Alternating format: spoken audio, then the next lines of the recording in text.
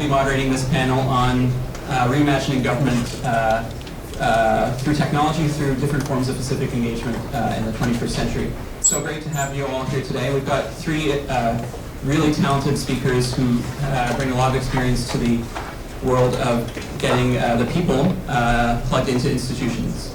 And you'll hear a technology perspective, you'll hear a government perspective, you'll hear a healthcare perspective, and I think you'll have a great opportunity to compare some notes and really learn some tools and insights that really help connect us to our institutions. And frankly, we're going to need to help the people who are in front of us today, because they're fighting battles within their institutions to help those institutions really learn how to connect better with us. So I think it's going to be a bit of a reciprocal conversation, I hope. So we're going to start today with, so we've got three great panelists, and I think I'll just introduce them one by one, and then we'll get started. So we've got Charles Finley, the co-founder of Code for Canada. We've got Hilary Hartley, Chief Digital Officer for the Province of Ontario, and Amy Lang, Director of Public Engagement at Health Quality Ontario. So thanks very much. Maybe a round for our guests. They're each using the technology of PowerPoint. So let's get started with Charles, who's going to tell, they're each going to tell, I think, their story, and then we'll have a panel moderated by me. Thanks, Karim. Actually, Chris Cockworth asked me to talk to you today to just basically talk about the civic tech movement in Toronto and talk a little bit about the history of how a movement started. And you see today that it's very vibrant, burgeoning, and actually very much engaged with the government. But it didn't start that way. And I'm also speaking to, normally it would be Gabe Sani up here. He's the Executive Director of Code for Canada. He's not able to be here today, but for a happy reason, because he just had a baby with his wife. So let me start.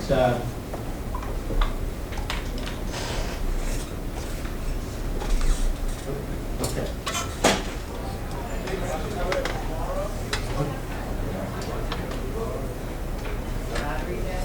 There we go.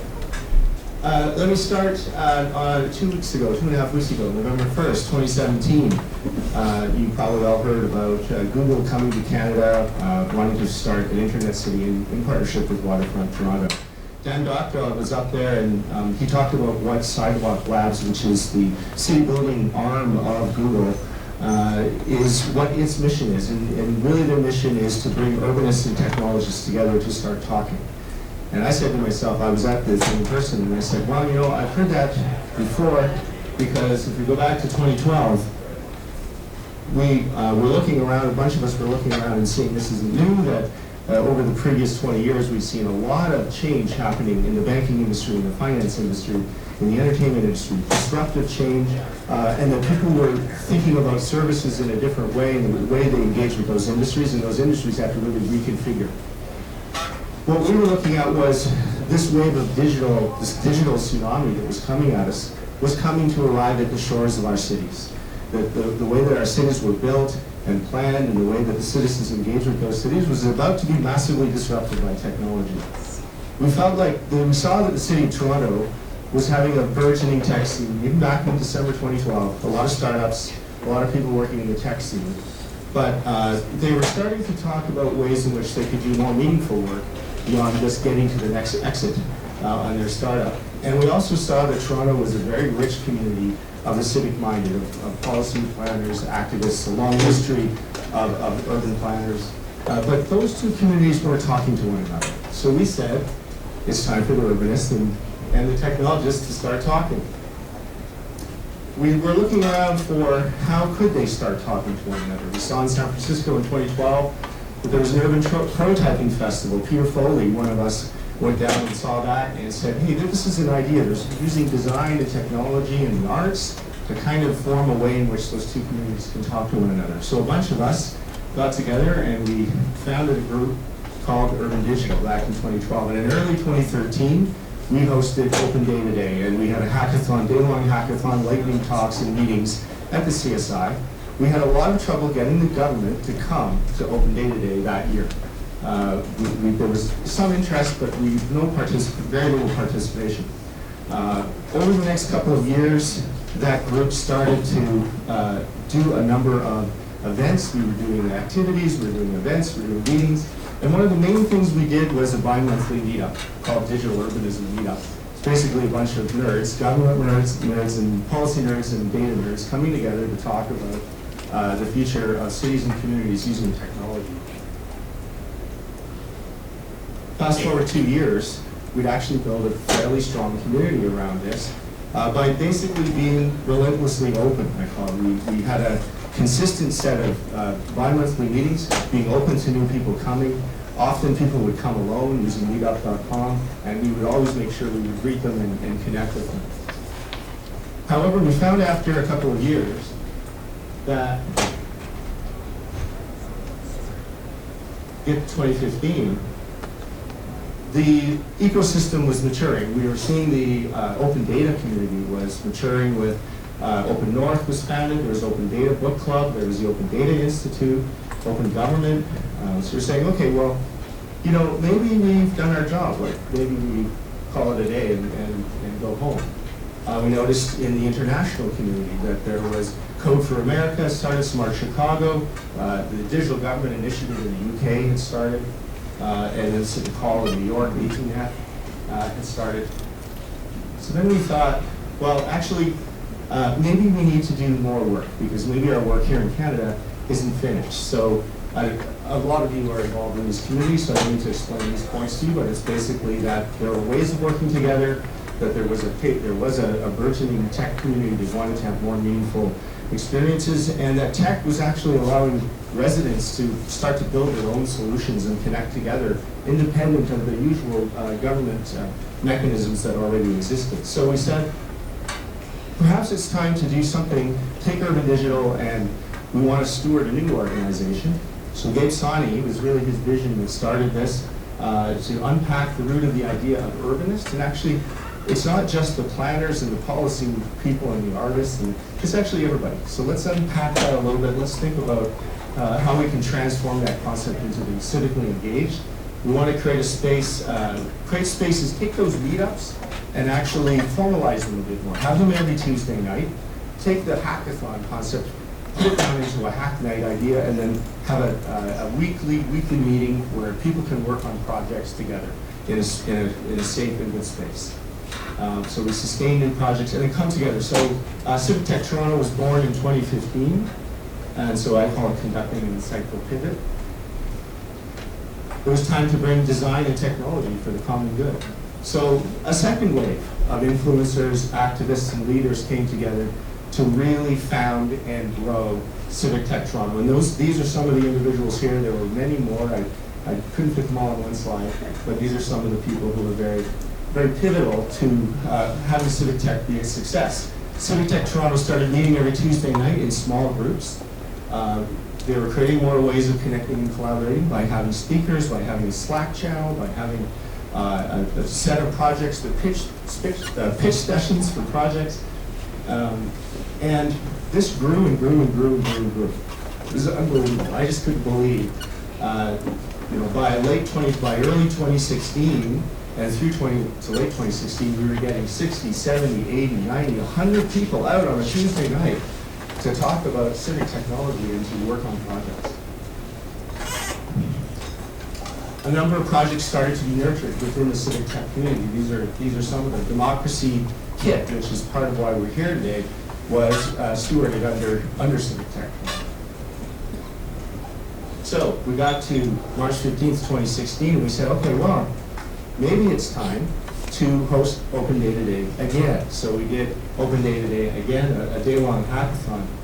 The insight there was that this was a moment where the governments were starting to, in Canada, were starting to discover the idea of civic tech. Sorry,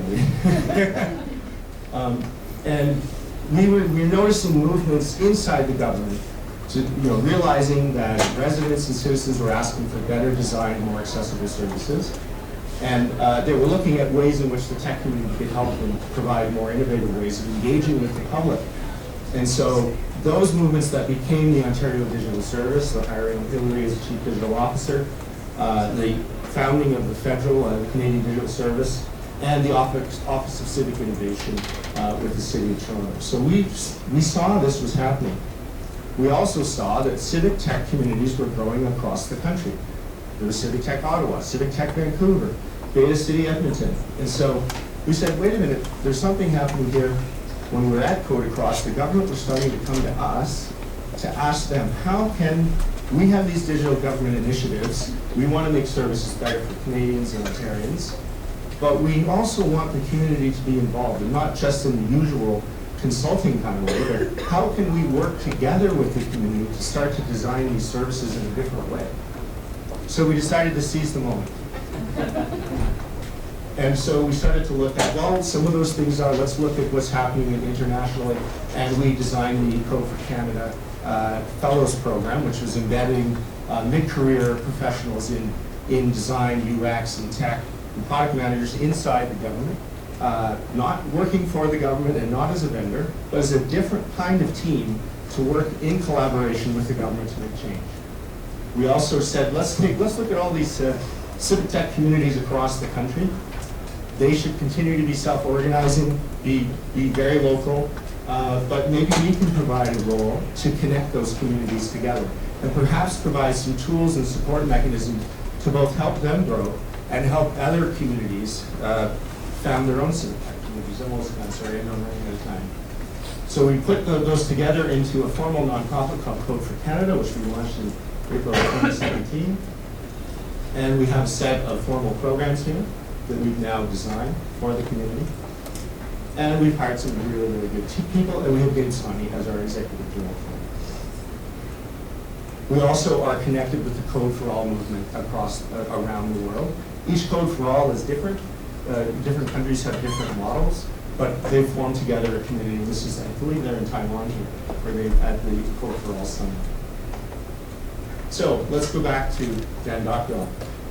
It's time for urbanists and technologists to start talking. Hell yeah, they're talking. They're not just talking, they're making, they're doing, and they're working together, and they're now called the Civic Tech Community. And they're starting to have another voice. You see some of the media coverage that we had with the announcement of the Google, of Alphabet Labs, Sidewalk Labs. We have some of the voices of the Civic Tech community speaking up and writing blogs and asking tough questions. And finally, if we think about the future, if we think that the civic tech community, if we can scale that and we can work closely with our government partners, we can reimagine what the government is, we can reimagine what the public sector is, and perhaps provide a more inclusive, accessible web of civicness across the country that might help protect us against some of the politics and division that we're seeing elsewhere. So it's a hopeful vision. And last point is, I sort of picked 8 things, but I won't go through them, but you can read the slide. But if there's 2 things I would take away from the work that we've done is create a relentlessly open and consistent space of collaboration. Be consistent in how often you meet, be consistent in where you meet, but be very open to have new people. And finally, always be reinventing yourself, and always remember it's not about the technology, it's about the people. Thank you.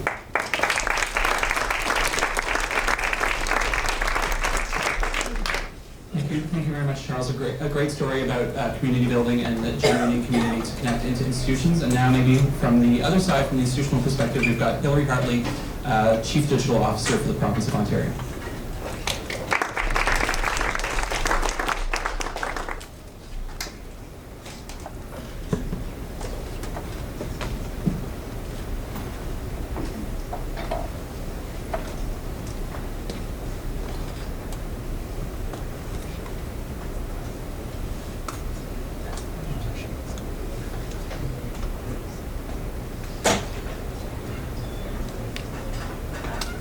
Folks, can you hear me okay? Okay.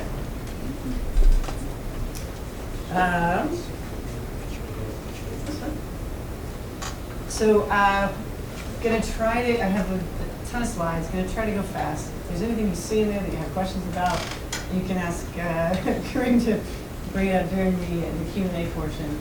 But I think the title of this was sort of the second chapter. So what's been a lot of you probably know more than me what was happening with digital in Ontario, civic tech, inside the government. But what has happened in the last year, and specifically I can talk very well about what's been happening in the last 6 months since I got here.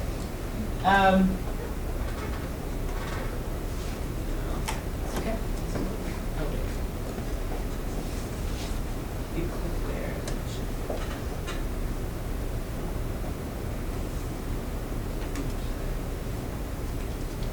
Did you do that or did I? Okay, it might be auto-forwarding, which is fine. Yep, cool, all right. So we're just gonna start fundamentally, like talking about digital. What do we mean by digital when we talk about digital? It's not necessarily just the thing that you're gonna see on your phone, on your laptop, etc. But it really is, it's about culture, it's about values. And that sort of is gonna underline a lot of what you're gonna hear from me.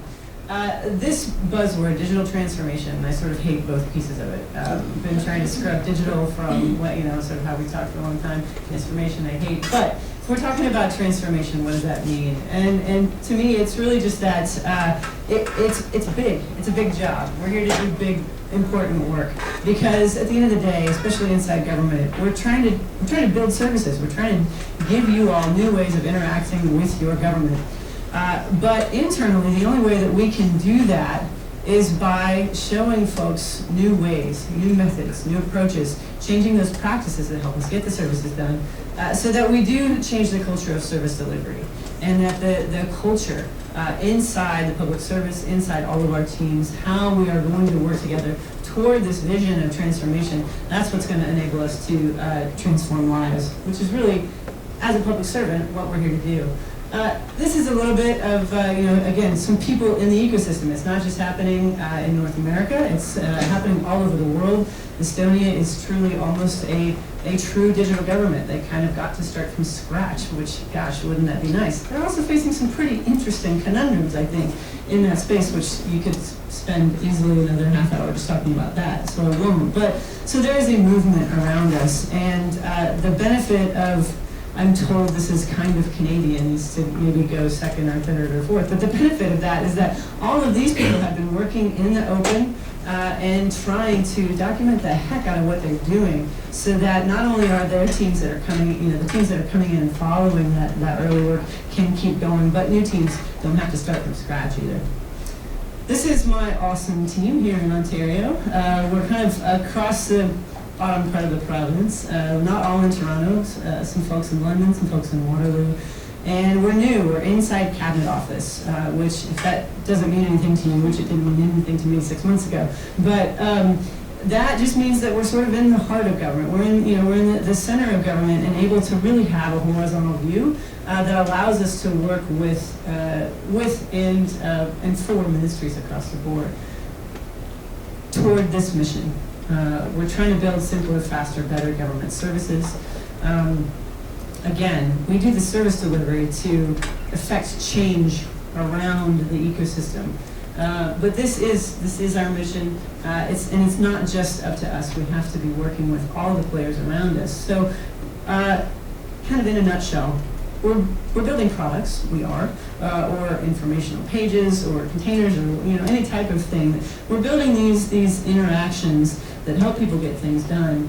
But really we're trying to think broader, we're trying to understand what that thing that we are building, what impact it is, does it need to have on the service around it, and really on the system design thinking around that. So, at the policy level, people, we want people to go to college and university. We want more people doing that. So the service design piece of that, one element of that, is how are we going to do that? Well, we have to get applications to go up. We have to let people know that they can go to college. And so we built a very specific product inside that sort of outcome of how do we get applications to go up, which is the OSAP calculator. That essentially is a very small thing that incentivizes people to understand that it can be very, very, very easy and very, very cheap for them to go to school. These are our values. This is kind of a bit of the how do we get this done. And this is what I hold myself accountable to, what I hold our leadership team accountable to. These are our leadership values of first and foremost obsessing about the people of Ontario. Like, what do you need? What are you going to use? How are we going to do that? Well, we're going to be agile. We're not going to be capital A agile by the book, but what that means is that we're learning, we are having hypotheses, we're proving those out or not, and being willing and prepared to fail, because sometimes our hypotheses are wrong. The challenge, everything there is really important, I think, in terms of this type of audience, because what we need from our peers inside the public sector and across sort of the policy landscape is an understanding that we are building digital services. We want to meet user needs.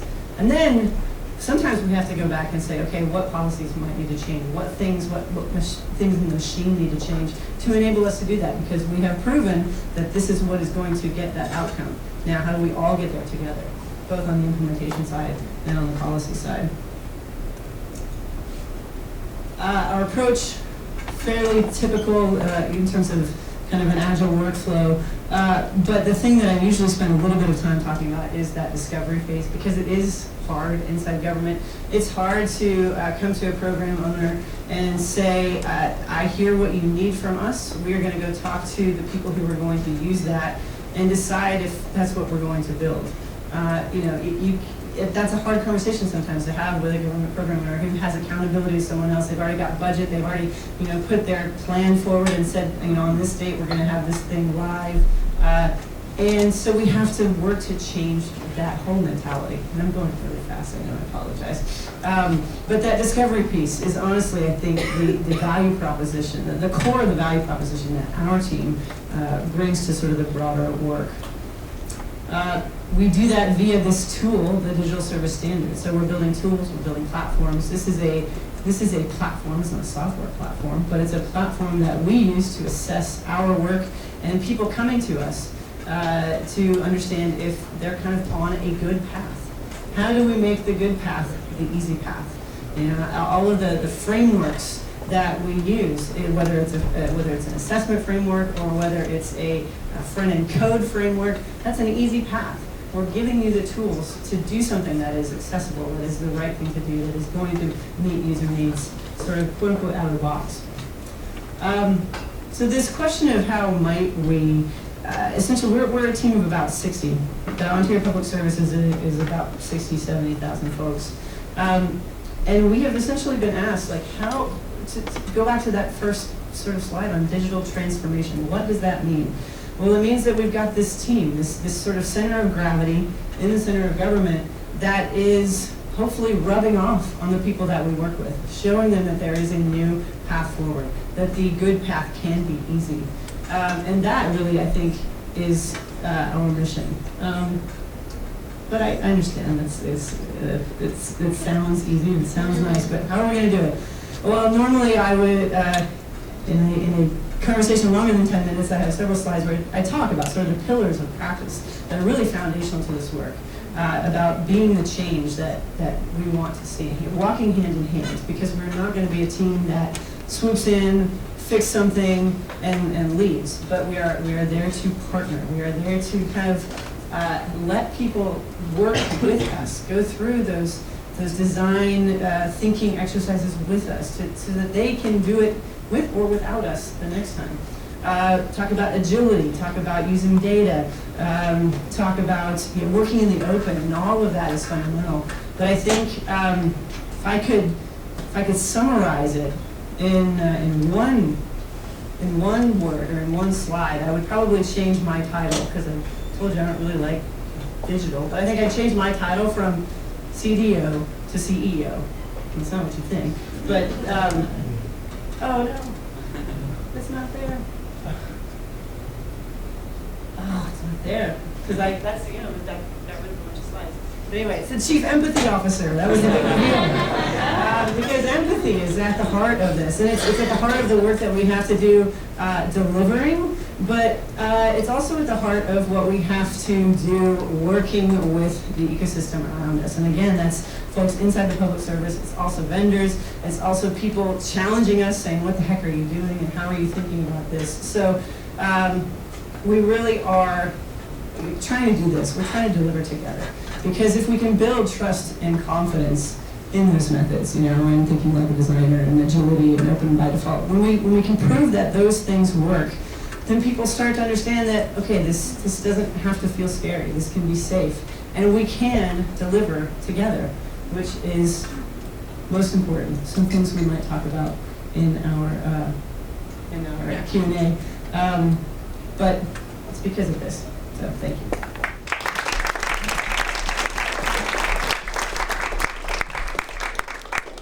Thank you, Hillary. I love the idea of making the good path the easy path. And if there's a system where we need that more than anywhere else, and where we maybe need a chief empathy officer more than anywhere else, it's in the healthcare system.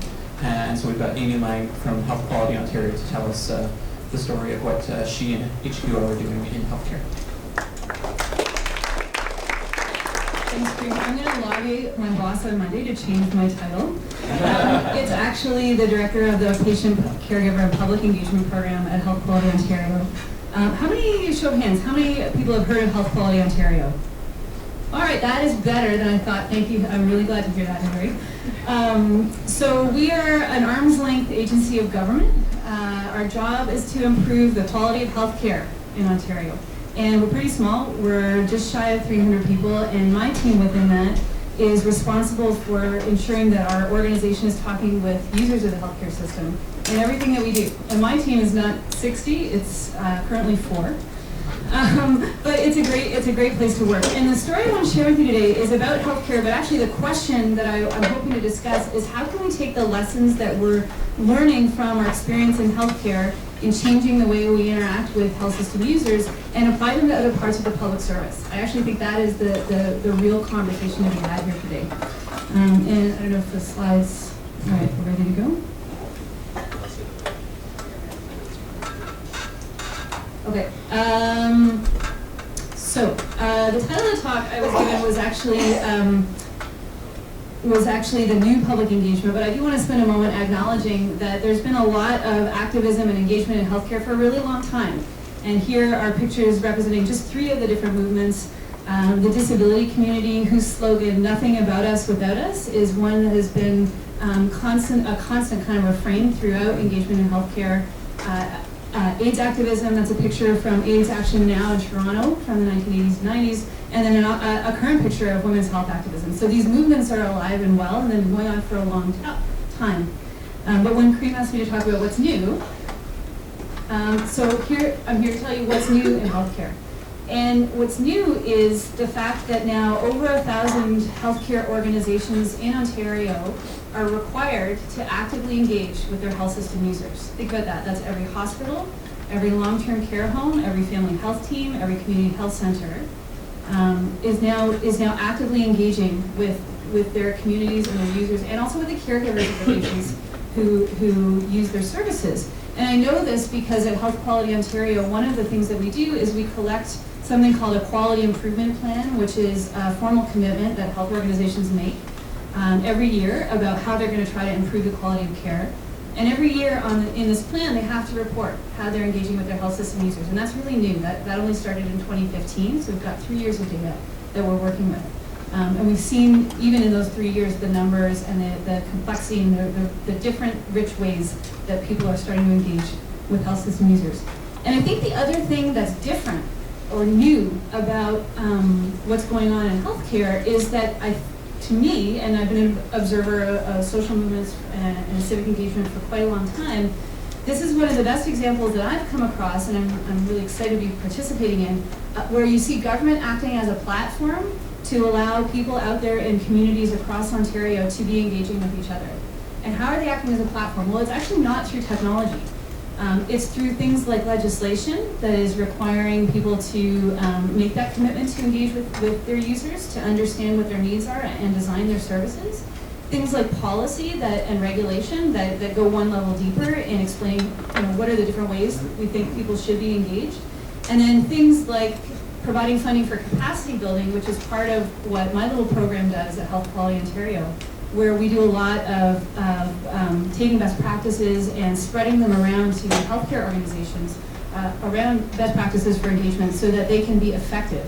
Because it's one thing to say, okay, all health organizations, you now must engage with your community. it's very easy for that to become a tick box exercise.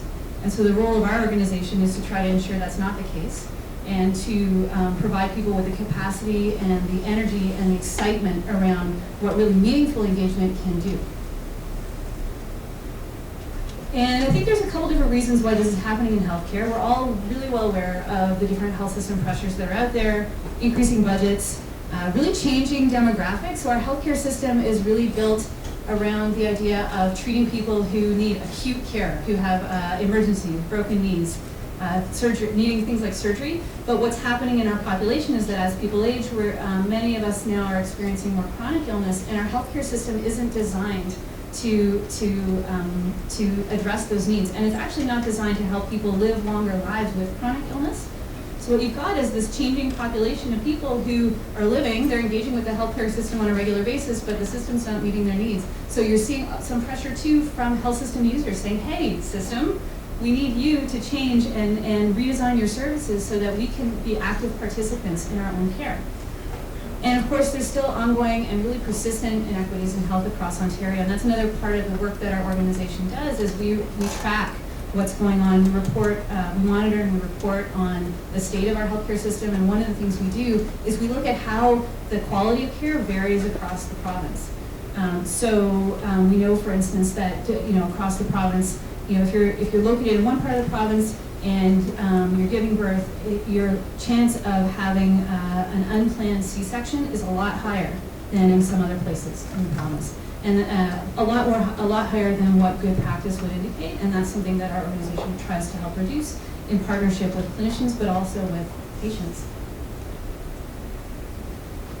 So the quality movement, just to share with you, a parallel to all these system pressures, there's this movement, this idea of improving quality that has gained traction inside of healthcare. And I think this is really interesting. It might be worth considering for what would a quality improvement look like in another part of the public sector. Quality improvement really comes out of industry. It comes from like Toyota, where they're looking at how to improve the process of manufacturing. And then you had some clinicians a couple of decades ago who were looking at this and said, well, what if we applied these ideas around quality improvement to how we deliver healthcare services? And who started to adopt the methodologies used in industry and healthcare. And so now it's this big movement that's gained traction and that has actually been embedded into legislation in the last decade or so in Ontario. It's been this huge focus in terms of government policy development. And as I said before, more recently, so this quality improvement movement's been going on for a couple decades, but even more recently, patients have said, hey, I want in on this movement. I want to be part of this. And this is something that I'm really lucky that the organization I work for has paid a lot of attention to. And what's interesting too is that we're now accumulating a body of evidence that says when you do involve health system users in designing programs and services, their health gets better. And their experience gets better. And actually, you can reduce and find efficiencies in your healthcare system. Your resources are better used, which is really exciting to hospital administrators and health policy types as well. Here are just a couple of really early impacts. As I said, we've only been collecting the data for about 3 years. Trillium Health Partners in Mississauga did a great job engaging with health system users around what happens when you're discharged from hospital, right? So you go into hospital for a particular procedure, and you're discharged, and you often leave, and you don't know what to do, and you don't know who to call when you, if you start feeling ill or if you need some help. And so what they did is they talked with health system users, and they also talked with different employees in the hospital to walk through what does that discharge process look like, and they redesigned it. And it's a very powerful example, I think, because they've been doing a kind of controlled test of people going through this new discharge process versus the old process. And people who've gone through the new discharge process are not going back into the emergency department. That's one of the things we track to see how good your hospital experience was, is within 30 days, how many people go back to the emergency department? Well, 50% fewer going through this new discharge process that patients and caregivers helped to co-design are not going back. And that's a really powerful metric in healthcare. Another really neat example comes from the eastern part of Ontario. The Champlain Local Health Integration Network has done this great job kind of coordinating the services for knee and hip replacements. And what used to happen is you would go in and you would talk to a surgeon once you got there, right? You might wait a couple of years. after you were referred to go and talk to a surgeon. Then you would walk through your options, and you would get channeled into a certain kind of surgery. But now what they've done is they have a kind of centralized intake process. Again, having talked with patients and caregivers about what would work with them, what would work for them, they have a centralized intake. Patients go and talk with a nurse practitioner, and they talk over not just surgery as an option, but physiotherapy. And they're finding now that over 50% of people are actually choosing physio over surgery. So they redesigned this process in consultation with patients and caregivers and also clinicians, and it's really changing how health system resources are being used. So, just to sum up, what do I think is supporting kind of this engagement at scale in healthcare? Well, we've got big system pressures. We've got policy levers, so basically laws and policies saying we think you need to do some engagement around how you deliver health services. We've got a little bit of investment in capacity building to make sure it's not just a checkbox exercise. We've got this changing culture of quality improvement. Data and technology, not so much. This is a low-tech movement, so I'd be really curious to talk with my fellow panelists about how we could layer that in and make this even stronger.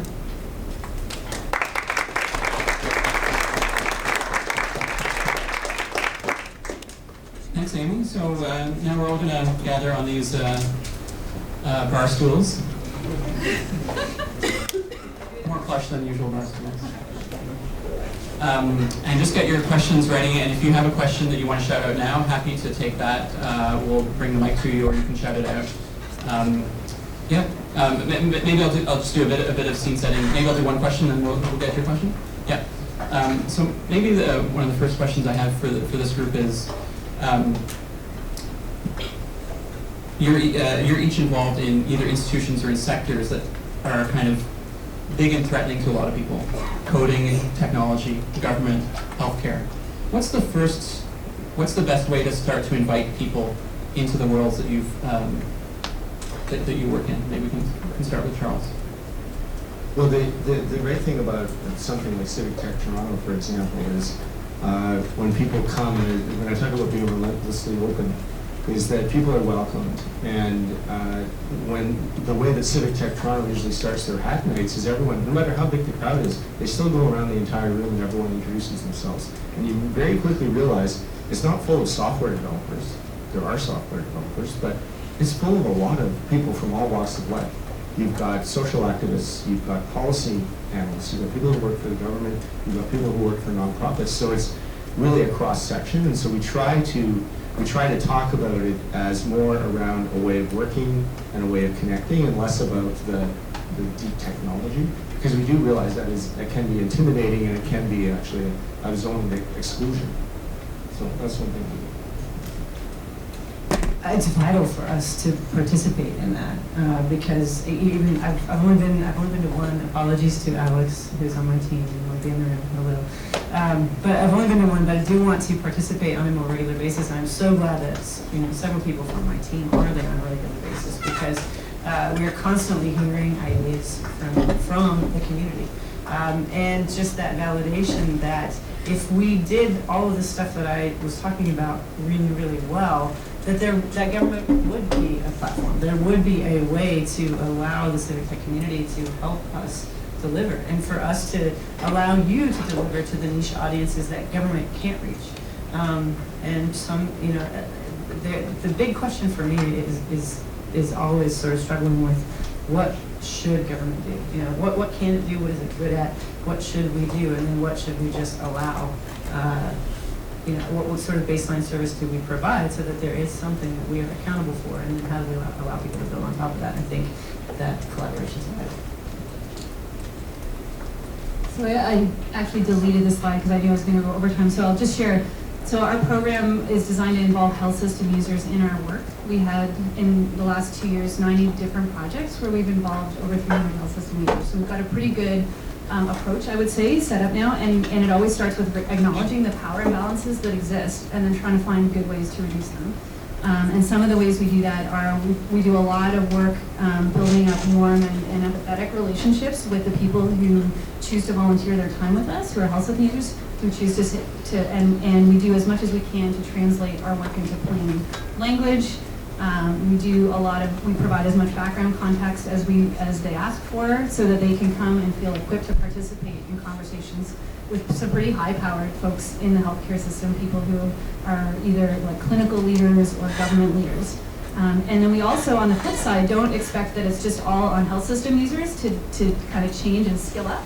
We also want to skill up our political leaders and our administrative leaders and clinicians in particular on how to effectively engage with health system users around a table to work together to solve a problem. And what's the level of literacy at institutions by powerful people who wear lab coats or?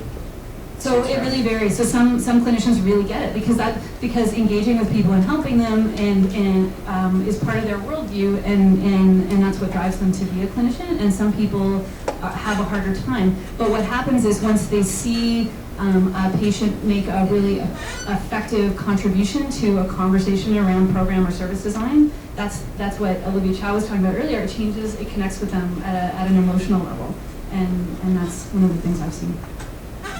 I'm not sure also I don't think part of your question was what do we need, but if I may selfishly pivot that question to what do we need. Also, there's just this element of, and I kind of glossed over it toward the end of my talk, but we are delivering services. We are focused on what people need, what they will use, and how we give that to them. So in the realm of digital service, we have to get to a world where that is the default, where we are the policy work, the formative work, the early work is about understanding user need. That can head toward an outcome, but that outcome isn't the holy grail that it is delivering on that user need. And so in terms of what we need, I think from the ecosystem, from policy advisors, from anybody that could help change hearts and minds around this, it is kind of starting to understand that, which is how do we think about the need? How do we think about the delivering that service, implementing the thing, and then going back and saying, okay, we know this is going to work. We know this is going to meet the outcome we've set, the goal that we've set for ourselves. What has to change? What policies have to change? What structures have to change? It's kind of what I was mentioning when I said it's a way of working. So really what Civic Tech is about is about understanding user needs, using design thinking, using systems methodology, human-centered design and often the projects come, when people come with challenges, it's more around they're actually trying to help design, they're actually looking for designers, not necessarily software developers, to help them how can we think through the user journey or the customer journey of something. And what we found is a lot of the successful projects that we've seen both in the US and internationally and in Canada are often those kinds of projects where they've actually just improved the experience of the user, and they've involved the citizens and residents in the design of it to help really understand what is it that they need to do. Some of the early successes tended to be programs like helping people navigate the justice system or helping refugees navigate the government system, because often the government has different sets of services in silos. They're not connected together, and if you look at it from the user, it's a very weird kind of journey, and they can't understand it. And so part of the community's role can help connect those things together. And some of those systems are actually meant to illustrate power imbalances, or actually meant to deter your involvement. Yeah, there's a question over here. Well, I can shut it up. Very simply, in this exchange and other ones I've seen in other meetings, there's a focus on community engagement. And I appreciate that the notion is to improve systems and improve processes and the kind of thing, the deliverables you have. But something in one of Hillary's slides, the very kind of top corner, said test with minister. Can you speak to the missing part? It's all well and good to be engaged, but what about community decision making? If you've got to go to a minister to get approval, to get something done, we have a fundamental distrust of politicians. So how does what you're doing affecting or improving community decision making? That's a fantastic question. To speak specifically to the digital service standard, other jurisdictions have made that final point test with the deputy minister or the minister. Essentially, make sure that the executive, it's not a decision point. I wouldn't say it's not necessarily like a decision point. Like if I don't think that the color is right on the button, it's not gonna go live, but that have I walked through it? Do I understand what my constituents, what the people that we are delivering this thing for, do I understand what this thing is gonna look like? Can I speak to it? Can I understand it? That's specifically why that piece is in the digital service standard and what we require for folks going through our assessment, is that your top level, champions, the people who are going to be talking about this, understand what we have done and why it's not just a calculator that you can walk people through, but what did we solve? What was the user need that was important there?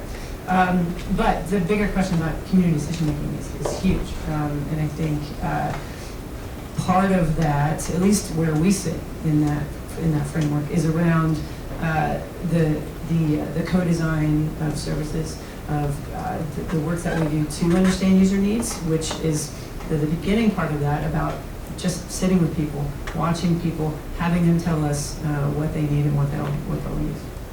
Yeah, in healthcare, I think we're a little bit further along in embedding health system users in decision-making bodies at a local level, right? Not at the provincial or policy level, but within hospitals, you're now increasingly seeing people, health system users, positions on boards, sitting on governance committees within hospitals. In my own organization, we had probably our best success has been putting health system users on a committee that recommends what new treatments and technology should be funded in Ontario. And that's actually really important information for the Minister of Health, who receives our recommendation to have, is what did health system users have to say on that committee. And then we also do a whole bunch of additional engagement around people who have experience of the whatever the treatment is, to understand their lived experience with it and what is the impact it has on their life. And that's become really increasingly important, I think, for our minister in terms of what decisions to make next, whether to take that recommendation.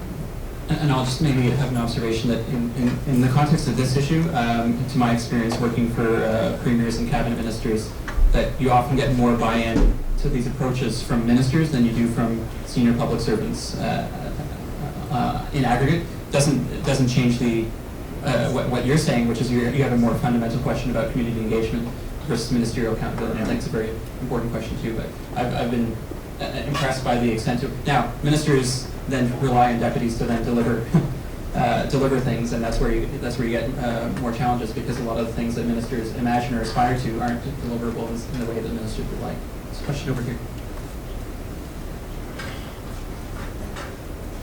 Thank you. So we're talking about the silos: refugee access to justice, health access to justice. Our community has just recently done an engagement in our community, and the low-income people still don't trust the government processes and what gets put forward through the websites. We also have issues, they don't trust the privacy and information. Secondly, a lot of our low-income people don't have the money. And you say, well, yes, they all have internet, they all have phones, but as low-income people, it's very, very limited access to that data and that information. So how are you getting down to that low-income, under $20,000 income, to make sure that their voice is heard in this digital age? I'm happy to start with that. One of our, so we have 10 priorities that we published when we sort of launched the Ontario Digital Service. And one of them, it focuses on digital inclusion. It's a huge file for us. Our policy team is very focused on that. We're doing a lot of work with external kind of policy thinkers and think tanks, but we're also doing a lot of work to connect dots internally across the public service so that we can kind of understand who's thinking about it and what levers we can pull.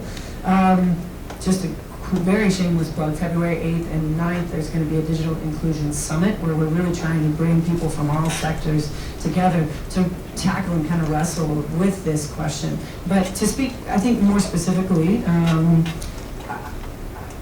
I believe it is well, two things. One is that mobility is real in terms of mobile phones. People don't have the money to pay for data plans, but what we're seeing from research is that a lot of people do have basic phones. So if they can walk into a library, if they can walk into a Tim's, if they can, walk in somewhere and easily get Wi-Fi, then we are able to reach them, which is why a focus on sort of just mobility, if you're a front-end person, responsive web design, making sure that you can do the thing on a phone is crucial for government. So that's a very pragmatic thing. Another way that I've been thinking about this is, for instance, with our partnership with Service Ontario, if we can work with them to make services just very, very simple, simple to understand, simple, in terms of the questions that we ask, the language that we use, the fact that it does work well on a phone. If we can just make these services better and up to a certain standard, then whether somebody's able to walk into a Tim's and get a Wi-Fi or do it, or whether they're able to walk into a Service Ontario location, they're going to be able to experience that service better.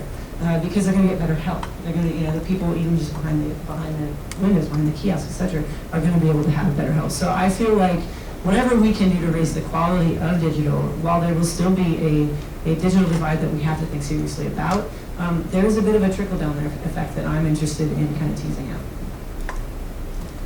I think also, I'd actually like to combine both of your questions because I'm kind of related, is the community access and the inclusion of community. So part of what Civic Tech is about is actually to be a community organization that connects practitioners, but also the community in terms of not only building tools, but partnering with the government to kind of bring a perspective to them around how they're engaging with their governments and the interface between citizen or resident. We like to say residents, more inclusive, resident and government is changing, partially because of technology. But we also know that there is a divide, that it can sometimes be an intimidating thing, and people don't always have the access that we assume that everybody has.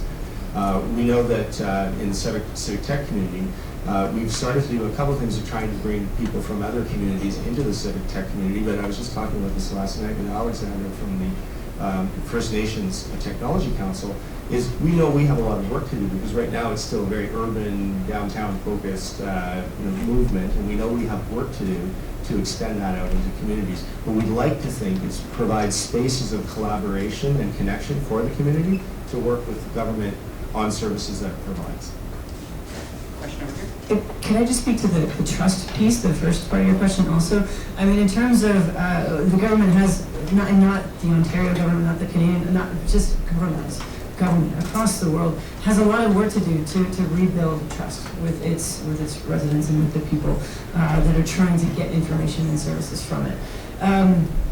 But I fundamentally believe that, and again, maybe it's just pie in the sky, but I believe that if we do what I just spoke about with the digital inclusion piece, if we're making things simple, if we're giving people feedback loops, if things don't go into a black box and disappear and they wonder what happened to the application that they did or the form that they filled out, all of these things that digital is able to do better for service delivery, if we execute on that, I do think trust is going to come up. You're always going to have tinfoil hats and skeptics and all that kind of stuff, but a basic erosion of trust has happened just because we have failed to deliver on some things.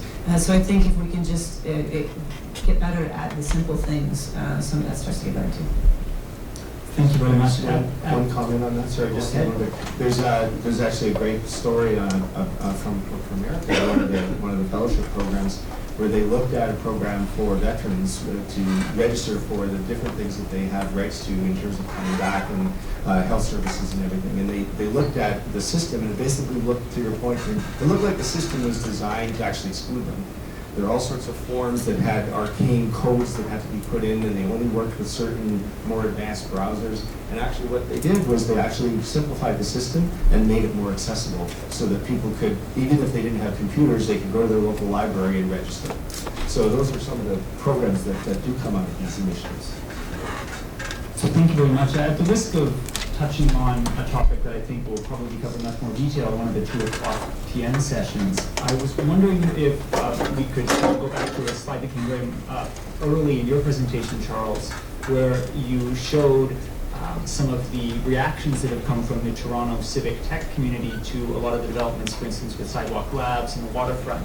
And I was wondering if all of you could talk a bit more about how Civic Tech or the new types of technology engagement from the Ontario government and from the Ministry of Health can try and bridge the gap between what we want to see in terms of having authentic community engagement and the inherent difficulty of kind of big data and the fact that technology is not neutral, that the type of technology that you use, the way that you analyze the data that you get does not produce necessarily an objective picture of what the opinion of the population of Ontario is on any particular issue. So I got the impression from all of your presentation that there is a way that we can try and go between that Civic Tech can improve that engagement. I was hoping you could talk a bit more about that. Yeah, I think that, given that we basically have a much more mature community around these things, we have our governments releasing data and open data now.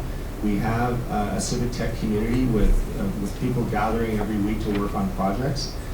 I think some of those mechanisms can be used to engage with Sidewalk Labs and with Waterfront Toronto to actually have the community be a technologically savvy community, be part of the discussion around who owns the data that's being generated in these communities, what is the data, how there's privacy elements, but there's also the sense of how can we actually participate in the design of the community, and it's with a very large technology platform. But we now have other spaces where we can engage with them. So you could have hack nights that are just about that. You could have hackathons about that. You bring in government partners like Waterfront Toronto, the city, and the federal government, because that space is obviously there's multiple partners to try to work on solutions together and make sure that the community is invited and involved. They're one of the voices. Just an example from a former life, I used to work for the City of Toronto in the City Manager's Office. I was one of the people who worked on the Internet's Core Service Review consultation in 2013. And that was one of our very first sort of forays into doing like wide-scale surveying. And what I was particularly proud about for that project was we then took all of the engagement data that was collected and put it up on the city's open data website. And some ingenious person took that and created like a little platform that allowed anybody to search it. And our goal in doing that was to allow people to also create their own narratives about what the public in Toronto were saying about that particular project. So I think that's another way we could do that. Thank you so much. We've got at 2 o'clock here, Alexander Gibson and the First Nations Technology Council will be part of a panel on reconciliation 21st century. We have the Sidewalk Labs panel at 2 o'clock in the main room. Thanks so much for this great conversation. I know it will continue outside and beyond these walls, so thank you so much.